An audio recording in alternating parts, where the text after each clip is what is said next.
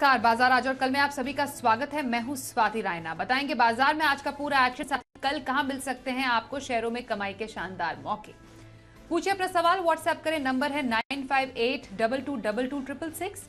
साथ ही आप social media platforms पर भी सवाल पूछ सकते हैं। फेसबुक पर @जी बिजनेस ऑनलाइन, ट्विटर पर @जी बिजनेस पर अपने सवाल भेजें #बाजार आज और कल लिखकर। और आपकी कल की तैयारी कराने के लिए हमारे साथ जी बिजनेस के मैनेजिंग एडिटर अनिल सिंघवी से समझेंगे कल के बाजार पर खास स्ट्रैटेजी। और एक और खास मेहमान का परिचय करा देते हैं, प्रॉफिट मार्ट सिक्योरिटीज के अविनाश गोरक्षकर। अविनाश जी, बहुत स्वागत करते हैं हम आपका आज के शो में। बातचीत शुरू करें उससे पहले आज के बाजार के कारोबार पर एक नजर डाल लेते हैं। तो आज का दिन बाजार के लिए बेहद शानदार रहा। बम्पर तेजी रही, जिसके कारण सेंसेक्स और bank Nifty all time high पर बंद हुए। निफ्टी 52 हफ्ते के नए उच्चतम स्तर पर बंद हुआ। सेंसेक्स 762 अंकों के उछाल के साथ 62,273 के स्तर पर बंद हुआ। कारोबार के दौरान सेंसेक्स 62,412 के स्तर पर पहुंचा, जो कि ऑल टाइम हाई है।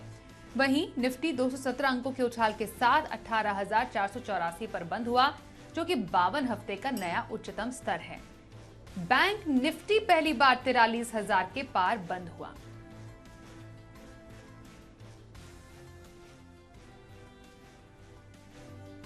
और एडिटर स्टेक में चलिए अब अनिल जी से समझते हैं कि आज बाजार ने नया रिकॉर्ड बनाया है। आखिर बाजार में इतनी तेजी कहां से आई? भारतीय बाजारों के लिए आज रहा एक बेहद ऐतिहासिक दिन। जी हां, पहली बार आज बैंक निफ्टी ने 43,000 के ऊपर का आंकड़ा देखा, लाइफ टाइम हाई बनाया। और न सिर्फ देखा बल्कि उसके ऊपर बंद होने में भी कामयाब रहे 43,075 पर। लेकिन इसके साथ साथ इतिहास बनाया सेंसेक्स ने भी। आज सेंसेक्स ने भी लाइफ टाइम हाई अपना नया बनाया है। और निफ्टी भले अपने लाइफ टाइम हाई से 125 पॉइंट दूर हो, लेकिन रिकॉर्ड और इतिहास निफ्टी ने भी बनाया। आप पूछेंगे कैसे? तो अब तक की जो सबसे हाईएस्ट क्लोजिंग थी निफ्टी की 18,477, उससे 7 पॉइंट ऊपर 18,484, लगभग 12 महीने बाद 13 महीने बाद निफ्टी ने एक नया रिकॉर्ड बनाया। तो आज सेंसेक्स, निफ्टी और बैंक निफ्टी तीनों ने अपने अपने हिसाब से कहीं न कहीं नए रिकॉर्ड बनाए। अब आइए, इतनी बड़ी तेजी की वजह क्या है? ग्लोबल मार्केट से अच्छे संकेत थे। फेड की मीटिंग के मिनट्स के बाद अमेरिकी बाजारों में रिकवरी। आज रात अमेरिकी बाजारों में छुट्टी थी, लेकिन उसके बावजूद अमेरिका के फ्यूचर्स मजबूत। वायदा कारोबार की नवंबर की सीरीज का आज आखिरी दिन। हल्के बाजार और शॉर्ट कवरिंग ट्रिगर होती हुई दिखी। बस इन संकेतों के बीच में जो खरीदारी की शुरुआत हुई, कल के विपरीत ट्रेडिंग सेशन दिखा। कल मजबूत खुल के दिन के लो पॉइंट पर, आज जहां खुले वहां से बढ़ते बढ़ते दिन के हाईएस्ट पॉइंट पर निफ्टी 18,530 के आसपास पहुंचा, बैंक निफ्टी 42,150 के आसपास पहुंचा और सेंसेक्स ने भी जबरदस्त एक्शन दिखाया। चौतरफा खरीदारी थी। Mid cap small cap share भरपूर एक्शन में। और आज सारे के सारे सेक्टर्स लगभग हरे निशान में मजबूती के साथ कारोबार करते हुए दिखे। तो फ्रेश खरीदारी और वायदा कारोबार की एक्सपायरी के दिन शॉर्ट कवरिंग का सहारा, ये दोनों ही बड़े ट्रिगर जिन्होंने आज बाजारों में एक ऐतिहासिक ट्रेडिंग सेशन बनाने में बड़ी मदद की। आइए अब प्रॉफिट मार्ट सिक्योरिटीज के अविनाश गोरक्षकर का रुख कर लेते हैं। नए शिखर पर बाजार, अविनाश जी, हमने देखे आज ऑल टाइम हाई पर हमने आज बाजार के तमाम इंडेक्स को जाते हुए देखा। अब कल तो हफ्ते का आखिरी दिन है, क्या एक्सपेक्ट करें? ये तेजी बरकरार रहेगी? मुझे लग रहा है कि देखिए, आज एक्सपायरी वाले दिन पे बहुत पॉजिटिव सरप्राइज हो गया। बोथ निफ्टी ने और बैंक निफ्टी ने नया हाई मारा है। ये संकेत सुबह से मिला जब फेड की कमेंट्री पे मार्केट काफ़ी खुश था, क्योंकि कमेंट्री काफ़ी डोविश थी। अनुमान है कि आने वाले जो फेड की मीटिंग होगी 14 दिसंबर को, वहाँ पे इंटरेस्ट रेट हाइक शायद 50 बेसिस पॉइंट हो, और ये मार्केट्स को बहुत पसंद आया। हमको लग रहा है कि देखिए, आज तो यूएस मार्केट्स बंद थे, लेकिन यूएस मार्केट जब खोलेंगे कल, तो वहाँ पे भी अच्छी तेजी आपको देखने को मिलेगी। और ये जो राहत मिली है, मेरे ख्याल से डेफिनेटली ग्लोबली एक अच्छा पॉजिटिव सेंटीमेंट देती है। हालांकि थोड़ी सी प्रॉफिट बुकिंग या बिकवाली जरूर आ सकती है, लेकिन जो सेंटीमेंट है वो बहुत अच्छी तरह से डेवलप हो रहा है। आगे आने वाला नंबर जो होगा, जो इम्पोर्टेंट रहेगा, यूएस सीपीआई का नंबर। अगर दिसंबर के महीने में भी इन्फ्लेशन कम होता है, तो ये बात का यकीनन सबको बिलीव होगा कि इन्फ्लेशन पीक आउट हो रहा है। तो डेफिनेटली ग्लोबल मार्केट्स के लिए एक राहत मिलेगी, इंडियन मार्केट्स के लिए मिलेगी। मेरे ख्याल से अभी भी स्टॉक स्पेसिफिक काफ़ी अच्छे मौके हैं स्वाति। हालांकि इंडेक्स में बहुत तेजी आज हो गई है, सेंसेक्स 800 पॉइंट भागा है। तो कहीं ना कहीं मेरे ख्याल से थोड़ा सा स्टॉक स्पेसिफिक आपको काम करना है और इंडेक्स को थोड़ा सा बच के रहना है। हो सकता है कि 1-2 दिन शायद मार्केट्स वापस कंसोलिडेट हो और वापस अगले हफ्ते से वापस उसका अप ट्रेंड शुरू। बट डेफिनिटली सेंटीमेंट वाइज़ काफ़ी अच्छी बात है, पॉजिटिव सेंटीमेंट रहेगा। ओके, तो बाजार के सेंटिमेंट है पॉजिटिव, राय दी अविनाश जी ने। लॉन्ग टर्म के लिए कोई स्टॉक किसी को अपने पोर्टफोलियो में शामिल करना हो तो क्या पसंद रहेगी आपके अविनाश जी? स्वाति, आज जो लॉन्ग टर्म पिक हमने चुनी है वो बेसिकली एक स्पेशलिटी केमिकल कंपनी है जो करीबन 60 साल से इंडिया में काम कर रही है और कंपनी का नाम है सविता ऑयल टेक्नोलॉजीज। ये कंपनी बेसिकली ज़्यादातर industrial oils, transformer oils, white oils और ऑटोमोटिव ऑयल में काम करती है। कंपनी एक मार्केट लीडर है, करीबन ट्रांसफार्मर ऑयल में इनका 35% मार्केट शेयर है और काफ़ी सेक्टर्स को ये केटर करती है। ऑटोमोटिव सेक्टर तो करती है, लेकिन पावर और डिस्ट्रीब्यूशन सेक्टर है, फार्मास्यूटिकल है, कॉस्मेटिक है, तो काफ़ी वेरिएड सेक्टर्स है। पिछले साल कंपनी ने बहुत अच्छा परफॉर्मेंस दिखाया था, करीबन 2,800 करोड़ के रेवेन्यू पे करीबन 350 करोड़ का कामकाजी मुनाफा और 250 करोड़ का नेट प्रॉफिट किया था। इस साल ऑलरेडी पहले 6 महीने में 1700 करोड़ का रेवेन्यू आया है, करीबन 156 करोड़ की प्रॉफिट आई है और कंपनी की कमेंट्री की मार्जिन भी बहुत अच्छी है, आउटलुक भी अच्छा उन्होंने बताया। तो मेरे ख्याल से इस साल कंपनी करीबन 40-41 रुपए की अर्निंग रिकॉर्ड करेगी और अगले साल होपफुली क्रूड की कीमतें और थोड़ी सी कम होती है तो 45-46 का अर्निंग्स आएगी। तो उस हिसाब से कंपनी का शेयर काफ़ी अट्रैक्टिव लग रहा है, करीबन 8 या 9 के पी मल्टीपल पे मिल रहा है। हमको लग रहा है कि साल भर का कोई नज़रिया रखता है तो कम से कम 400 रुपए का टारगेट प्राइस कंफर्टेबली आना चाहिए, तो ये मेरी तरफ से वैल्यू पिक। वैल्यू पिक, एक साल का नजरिया सविता ऑयल टेक्नोलॉजीज में रखने की सलाह, खरीदारी करें, अविनाश जी की राय। आइए आगे बढ़ते हैं और कुछ स्टॉक स्पेसिफिक एक्शन जरा जान लेते हैं। हमारे दर्शकों के सवाल अब हम लेने वाले हैं और पहला सवाल हमारे पास जो है वो अंबाला से निकिता सिंह का है। द्वारिकेश शुगर, इनके पास है 600 शेयर है, 141 रुपए 82 पैसे की इनकी खरीद है और आज तो शुगर स्टॉक जो है वो काफी ज्यादा फोकस में भी रहे अविनाश जी, चौतरफा तेजी हमने देखी। दरअसल इस्मा को चीनी एक्सपोर्ट कोटा बढ़ने की उम्मीद के चलते एक पॉजिटिव हमने अप ट्रेंड देखा इन स्टॉक्स में और फिलहाल मई तक 60 लाख टन चीनी एक्सपोर्ट का कोटा और इस सीजन अब तक 40 लाख टन एक्सपोर्ट के सौदे हम देख पा रहे हैं। द्वारकेश शुगर फिलहाल इन्हें नुकसान जरूर है, पर ये जितनी पॉजिटिव डेवलपमेंट्स हम दे पा रहे हैं स्पेशली इस सेक्टर में, इसके दम पर आप क्या राय देंगे हमारे इन व्यूअर को? नहीं, मुझे लग रहा है कि देखिए सेंटिमेंट और न्यूज़ फ्लो शुगर सेक्टर में काफ़ी पॉजिटिव है और हमको लग रहा है कि इस साल दैट इज़ 22-23 में शुगर कंपनीज अच्छा खासा मुनाफा शुगर कंपनीज शुगर प्रोडक्ट से कमाएगी। लेकिन एथेनॉल भी इनका एक बहुत बड़ा बाय प्रोडक्ट है, द्वारिकेश शुगर की भी काफ़ी बड़ी एथेनॉल कैपेसिटी है। तो मुझे लग रहा है कि देखिए अगर इनका नज़रिया कम से कम 6 से 12 महीने है तो अभी भी होल्ड करिए। अगर हो सके तो थोड़ा-सा एवरेज भी कर सकते हैं, लेकिन डेफ़िनिटली नज़रिया रखते हैं तो इनको मुनाफ़ा काफ़ी अच्छा होगा। थोड़ा-सा टाइम फ्रेम लंबा रखिए, कम से कम 6 टू 12 मंथ्स का टाइम फ्रेम रखिए और मुझे लग रहा है कि यहाँ पे अच्छा रिस्क रिवॉर्ड आएगा तो होल्ड करिए। होल्ड करें, द्वारकेश शुगर में यही राय आ रही है अविनाश जी की तरफ से। आइए अगले कॉलर के से बात कर लेते हैं। भोपाल से महेंद्र विश्वकर्मा हमारे साथ है। महेंद्र जी स्वागत करते हैं, बताइए कौन से स्टॉक पर सवाल है आपका? नमस्ते मैम। नमस्कार मैम, मेरे पास गोदरेज प्रॉपर्टी के 40 शेयर हैं। बाय प्राइस है 1326 और RIIL रिलायंस इंफ्रास्ट्रक्चर के हैं, उसके 35 शेयर हैं 1030 रुपए पे। RIIL, okay. गोदरेज प्रॉपर्टी पर राय पहले आपसे लेंगे अविनाश जी। कुछ नुकसान इन्हें जरूर है, पर इनकी खरीद भी ऊंची है गोदरेज प्रॉपर्टीज के क्लोजिंग प्राइस से, क्या सलाह देंगे इन्हें? देखिए गोदरेज प्रॉपर्टीज में Q2 का नंबर थोड़ा सा ढीला आया था क्योंकि मैनेजमेंट ने कहा कि एग्जीक्यूशन थोड़ा सा स्लो हो गया था, लेकिन हमको लग रहा है कि सेकंड हाफ में मैनेजमेंट ने कॉन्फिडेंस जताया कि एग्जीक्यूशन पिकअप होगा। इनकी ऑर्डर बुक विजिबिलिटी भी काफ़ी स्ट्रांग है और गिने चुने जो बड़े रियल एस्टेट प्लेयर्स हैं उसमें गोदरेज प्रॉपर्टीज का नाम आता है, तो इनका नज़रिया साल भर का जरूर रखिए। मुझे लग रहा है कि रियल एस्टेट मार्केट में ये जो जहाँ पे काम करते हैं वहाँ पे प्राइसेस मेरे ख्याल से काफ़ी अच्छी तरह से बढ़ी है, इनकी इन्वेंट्री भी काफ़ी अच्छी तरह से सेल हो रही है, तो इनको घबराना नहीं चाहिए। मेरे ख्याल से कम 8 से 12 महीने का अगर ये अवधि लेते हैं तो यहाँ से भी मुझे लग रहा है कि कम से कम 15-20% अपसाइड पॉसिबल है, क्योंकि सेकंड हाफ में आप देखोगे नंबर्स में काफ़ी अच्छी इंप्रूवमेंट आएगी, ऐसी अपेक्षा है।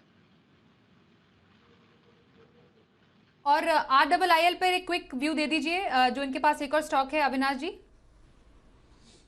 यहाँ पे भी मैं समझता हूँ कि रिलायंस इंडस्ट्रियल इंफ्रा में इनको पोजीशन होल्ड करनी चाहिए। हालांकि स्टॉक अंडर परफॉर्म कर रहा है, बट यहाँ पे भी मैं यही कहूंगा कि इनका नजरिया थोड़ा सा बढ़ाइए, क्योंकि देखिए medium to long term prospects अभी भी अच्छे हैं, मैनेजमेंट की कमेंट्री भी अच्छी है, तो यहाँ पे होल्ड करिए, यहाँ पे नुकसान में पोजीशन ना निकाले। होल्ड करें। लायल हमारे आज के एक्सपर्ट की तरफ से आपको राय आ रही है। मध्य प्रदेश डाबरा से दिलीप अमूल लानी हमारे साथ इस वक्त फोन लाइन पर है। दिलीप जी, स्वागत करते हैं। बताइए आपके पास कौन सा स्टॉक है? हेलो, हाँ मैडम, मैं दिलीप अमलानी बोल रहा हूँ। जी दिलीप जी, बताइए। जी, मेरे पास मैडम मद्रास फर्टिलाइजर के 100 शेयर हैं 51 रुपए के हिसाब से। तो मैं इसमें और होल्ड करना, इसमें ऐड करना चाहता हूँ, तो क्या अभी और ऐड कर सकता हूँ इसमें मैं? मद्रास फर्टिलाइजर में और ऐड करने की सलाह रहेगी आपकी। 100 रुपए का मुनाफा है ना अभी? नहीं, बिल्कुल। देखिए, अगर इनका नजरिया कम से कम 6 to 12 मंथ्स है और बजट को लेके है, तो डेफिनेटली फर्टिलाइजर स्टॉक्स में आज काफी अच्छी तेजी आपको देखने को मिली है।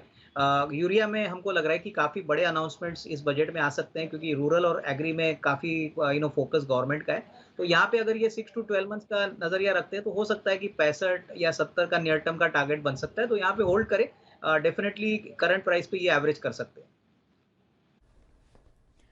ओके, करंट प्राइस पर एवरेज करने की सलाह आपके लिए। होल्ड करें मद्रास फर्टिलाइजर्स में। श्री गंगानगर से राजेश कुमार कालरा का सवाल लेते हैं। 2 स्टॉक है इनके पास अविनाश जी, एमआरपीएल और आरबीएल बैंक। एमआरपीएल के 1100 शेयर इनके पास है 77 के भाव पर, और आरबीएल बैंक के 2200 शेयर ये होल्ड किए हुए हैं, 96 इनकी है खरीद। एमआरपीएल पर नुकसान झेल रहे हैं, जानना चाह रहे हैं कि इन दोनों ही स्टॉक पर फिलहाल ये स्ट्रैटेजी क्या रखें। और आरबीएल बैंक की अगर बात करें तो इन्हें 1,01,090 का मुनाफा है। तो बताइए सर, आरबीएल में फिलहाल इस जबरदस्त मुनाफे के साथ ये क्या स्ट्रैटेजी रखें, बने रहें फिलहाल? नहीं, बिल्कुल। देखिए, आरबीएल बैंक मुझे लग रहा है कि काफ़ी वेल पोजीशनड है। निचले लेवल पे जाने के बाद बैंक ने अच्छा बाउंस बैक दिखाया है। मेरे हिसाब से अगले 6 से 12 महीने के लिए बैंकिंग सेक्टर में हमको लग रहा है कि टेलविंड्स बहुत पॉजिटिव है। हो सकता है कि आपको 175-180 का टारगेट आरबीएल बैंक में मिले, तो यहाँ पे होल्ड करने की राय रहेगी, अभी जल्दबाजी में नहीं बेचे। और रही बात एमआरपीएल की, तो एमआरपीएल में भी हम समझते हैं कि देखिए, लॉस में अभी बुक मत करिए, क्योंकि क्रूड की कीमतें अभी सॉफ्ट हो रही है। क्रूड का भाव जब गिरेगा तभी ऑब्वियसली जो ऑयल मार्केटिंग रिफाइनिंग कंपनीज है उनके लिए अच्छी बात है, क्योंकि उनकी जीआरएम्स बढ़ेंगे। तो थोड़ा सा सब्र रखिए, 6 से 8 महीना अगर आप रखते हो तो आपका लॉस निकल के एक अच्छी खासी कमाई आपको मिलेगी। तो यहाँ पे भी होल्ड करने की राय। होल्ड करें एमआरपीएल पर, ये आपके लिए राय आ रही है, और आरबीएल में भी बने रहें। मोहाली से प्रदीप कुमार का सवाल है आरवीएनएल पर। 500 शेयर इनके पास है, 52 है इस पर इनकी खरीद। ये जानना चाह रहे हैं कि फिलहाल आरवीएनएल पर ये स्ट्रैटेजी रखें क्या, क्योंकि शेयर में हमने अच्छा खासा उछाल देखा है, रिकॉर्ड स्तर भी छुआ आरवीएनएल के शेयर ने, और इन्हें 7575 का फिलहाल मुनाफा भी है। क्या करें सर? देखिए, आरवीएनएल का स्टॉक में तेजी इसलिए आई है क्योंकि रेल इंफ्रा स्टॉक्स में अभी मार्केट को रुचि आई है। रेलवे बजट जो इस बार आएगा, यूनियन बजट के साथ, अनुमान है कि बड़ा बजट अनाउंस किया जाएगा, काफी स्कीम्स अनाउंस किए जाएंगे, तो इसका फायदा कंपनी को मिलेगा। मेरे ख्याल से अगर इनका नजरिया मीडियम टू लॉन्ग टर्म है, तो इनको 75-80 का भी टारगेट प्राइस मिल सकता है। लेकिन बजट में अगर कोई बड़ी अनाउंसमेंट आती है तो शायद आपको और तेजी इस स्टॉक में देखने को मिलेगी। तो कंटिन्यू टू होल्ड ऑन, लेकिन नजरिया कम से कम साल भर का रखिए। साल भर के नजरिए के लिए आरवीएनएल होल्ड करने की सलाह अविनाश गोरक्षकर की। सूरत से पंकज मेहता साहब से करते हैं बात। अब पंकज जी, बहुत स्वागत है आपका शो में। बताइए कौन से स्टॉक पर पूछेंगे सवाल? नमस्ते मैम, मेरा है मैपमा इंडिया, 1251 पे लिया हुआ 300 से, तो मैं होल्ड कर सकता हूँ अगर 2-3 महीना होल्ड करना हो। ओके, मैप माई इंडिया पर इनकी 3 से 4 महीने की होल्ड करने की स्ट्रैटेजी है। तो क्या आपकी राय रहेगी सर, मैप माई इंडिया या सी इन्फो सिस्टम उस पर? देखिए स्वाति, मुझे लग रहा है कि ये शेयर एक ट्रेडिंग शेयर नहीं है, इन्वेस्टमेंट शेयर है। मैप माई इंडिया एक बहुत ही बेहतरीन का विकल्प है अगर आपको मीडियम टू लॉन्ग टर्म निवेश करना है। 3 से 4 महीने में हो सकता है कि कोई बड़ा अपसाइड आपको देखने को ना मिले, लेकिन जिस कंपनी में गूगल मैप को कॉम्पीट करने की ताकत है, इनका जो कस्टमर बेस है वो काफ़ी बड़ा फैला हुआ है, तो मुझे लग रहा है कि यहाँ पे आपको कम से कम साल 1.5 साल का नजरिया रखना चाहिए। बहुत अच्छा मुनाफा बनेगा। शॉर्ट टर्म में अगर आपका नजरिया है तो कोई भी उछाल में आप निकल सकते हो, लेकिन लेकिन अगर साल सवा साल अगर होल्ड करते हो तो बहुत ही मोटा मुनाफा आप कमा सकते हो। तो यही राय मेरी रहेगी। ओके, तो थोड़े लंबे समय के लिए आप सी इन्फोसिस्टम या मैप माई इंडिया में आप बने रह सकते हैं, ये राय आ रही है हमारे आज के एक्सपर्ट की। कल के बाजार पर क्या रखे खास स्ट्रैटेजी और बाजार के लिए अहम संकेत, समझते हैं अनिल जी से। जहां तक कल के बाजारों का सवाल है, वैसे तो आज रात अमेरिकी बाजारों में छुट्टी और हमारे बाजारों के बंद होने के वक्त डाउ फ्यूचर्स 75 पॉइंट ऊपर ट्रेड कर रहे थे, और कल जब अमेरिका के बाजार खुलेंगे भी तब भी सिर्फ हाफ डे होगा, यानी कि सोमवार के लिए भी ज़्यादा संकेत होंगे नहीं। तो अब कल सुबह के लिए हमारे लिए दो ट्रिगर्स हैं। एक तो ये कि तकनीकी तौर पर बाजार लाइफ टाइम हाई पर बंद हुए तो बेहद मजबूत है, तो वो तो संकेत अच्छे हैं, लेकिन कल आपको शॉर्ट कवरिंग का सहारा नहीं मिलेगा और ज़्यादा संकेत ग्लोबल मार्केट से होंगे नहीं। ऐसे में जो मोमेंटम है वो देखते हैं नई सीरीज के लिए किस तरह का बनता है। लेकिन हाँ, एक चीज़ साफ है, सपोर्ट। अब सपोर्ट कल आपको जो मिलेगा वो है 18,400 18,450 के आसपास पहला सपोर्ट निफ्टी पर है। ऊपर की तरफ 18,575 से 18,600 तक जाने की कोशिश निफ्टी की होगी। बैंक निफ्टी का जहाँ तक सवाल है 42,650 42,750 या यूं कहें कि 42,850 तक भी सपोर्ट ले सकता है, और ऊपरी सुनों पर एक बार 43,150 के पार निकला तो फिर से नए लाइफ हाई की तरफ बढ़ता हुआ दिखेगा बैंक निफ्टी। तो ओवरऑल संकेत काफ़ी पॉजिटिव है, मोमेंटम स्ट्रांग है, और अपने स्टॉप लॉस को ट्रेल करते हुए अपनी पोजीशन को बनाए रखें। आज शॉर्ट कवरिंग का सहारा था, कल फ्रेश खरीदारी देखनी होगी। ओवरऑल संकेत अच्छे हैं, मोमेंटम बढ़िया है, और हफ्ते के आखिरी ट्रेडिंग सेशन भी बाय ऑन डिप्स की स्ट्रेटेजी के साथ रहना ज्यादा ठीक रहेगा। आइए अब हफ्ते और 10 दिन का नजरिया किसी स्टॉक में रखना हो तो अविनाश जी, क्या है आपके पसंद पोजिशनल व्यू? इनफैक्ट हमको लार्सन एंड टूब्रो पसंद है। Larsen and Toubro current levels पे काफ़ी अट्रैक्टिव लग रहा है। हमको लग रहा है कि करीबन 2050 और स्टॉप लॉस अगर आप 1990 का रखोगे तो यहाँ पे 8 से 10 दिन के लिए आपको एक 5 to 6% की अप मूव मिलेगी। हालांकि देखिए मीडियम टर्म प्रोस्पेक्ट्स भी यहाँ पे अच्छे हैं, लेकिन मुझे लग रहा है कि जिस प्रकार का ट्रैक्शन हमको कैपिटल गुड्स सेक्टर में, इंफ्रा में, डिफेंस में लग रहा है, तो ये स्टॉक में एक शॉर्ट टर्म में अच्छी तेजी आपको मिलेगी। तो ये मेरी तरफ से पोजिशनल पिक। ओके, तो पोजिशनल पिक L&T में रखने की सलाह यहां पर आ रही है हमारे आज के एक्सपर्ट अविनाश गोरक्षकर की तरफ से। और सुमित बगड़िया के ऑप्शन स्ट्रैटेजी भी कल के लिए आपको बता दें, उनके 2 स्टॉक में ऑप्शन स्ट्रैटेजी उन्होंने हम तक पहुंचाई है। कोल इंडिया की 230 की कॉल ₹6.75 पर खरीदने की वो सलाह दे रहे हैं। ये उनकी पहली ऑप्शन स्ट्रैटेजी है, जिसमें आप टारगेट 8.5 से 10 रुपए का लगाएं और स्टॉप लॉस ₹5.75 का। तो कोल इंडिया की पहली कॉल जिसमें सुमित बगड़िया की खरीदारी की राय है। और दूसरा स्टॉक स्पेसिफिक एक्शन जो वो बता रहे हैं वो है HDFC पर 2,680 की कॉल, 65 पर खरीदने की राय, 90 और दूसरा टारगेट 100 का और स्टॉप लॉस ₹45 का जरूर लगाएं।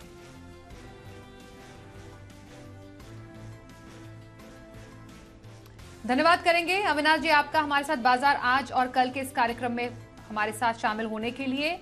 तो इस कार्यक्रम में बस इतना ही।